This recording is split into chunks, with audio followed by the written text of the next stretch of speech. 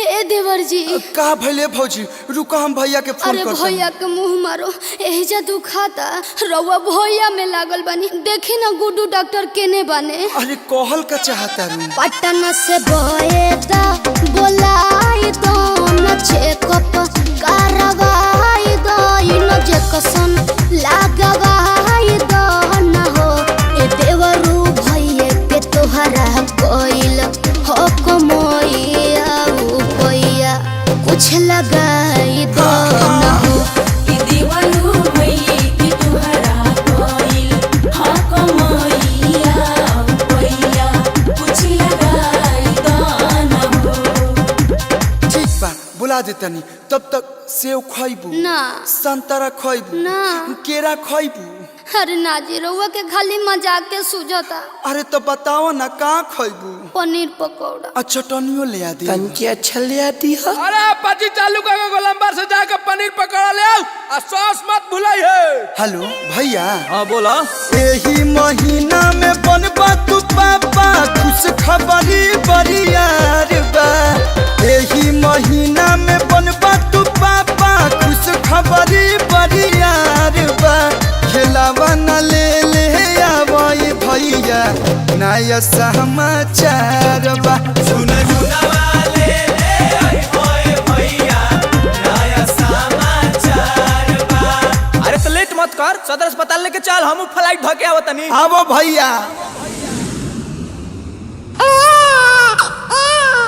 बधाई हो बेटा हुआ। ए बाबूजी माई रे भौजी के लइका भइल बा जय हो बरहम बाबा रउरा हमर मनोकामना पूरा कर दे आय हाय हाय अरे चल रे मेहमान नवाज चल बधाई गाने चलो रे ये राजा बेटा हुआ है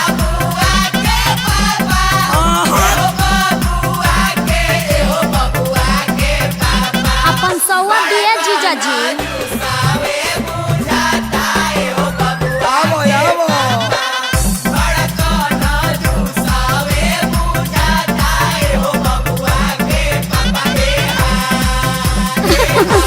अरे धूल उड़ा देला लोग जुड़वा देव जा। अरे सखी हई देखो ना जीजा जी कितना कंजूस बाड़े हई भतीजा भइल बा आ लुटावत लेमचूस बाड़े एक कट्ठा लिख दी का बौरा गइलो बताब ऐसे सूखा सुखी होखेला चोर हवे रे छोटकी चोर हवे बबुआ के चाचा चोर हवे रे छोटकी को बहु खियावस ना मिठाइया उ दिल के कमजोर बड़ी हवे मंगा दे गुरु बाबा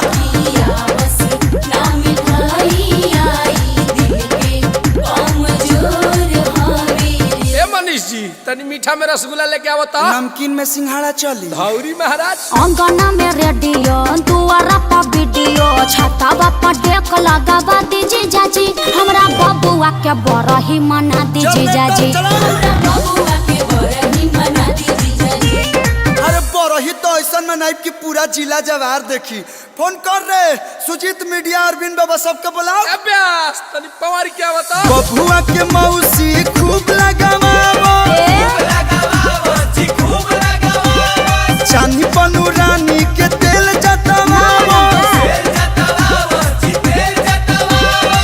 अरे यो गोरेली सौरी के दुआरियानु हो जियो ब्यास छलकत जा अरे यो गोरेली सौरी के दुआरिया की अन धन खूब लुटावो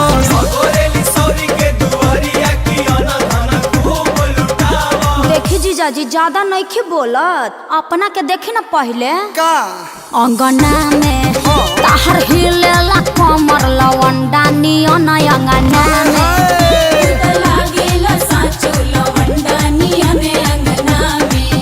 एही से बारो बांडा जी तोहर बाटे ये फांडा जी कम छाओ ढेना चल लवंडा नियन अंगना में तू ना मालिका शेरावत यहाँ ना चलू। हमर बाबूजी बन गइले बबुआ के दादा माई हमर बनल बिया बबुआ के दादी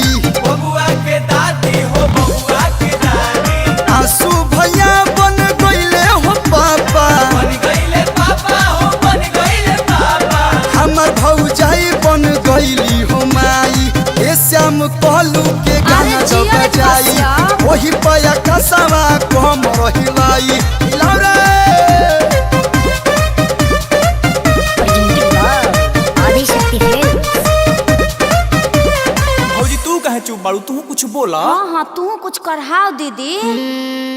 हमरा बुझाता बबुआ जीएम होई है नारे दीदिया डीएम होई है रे।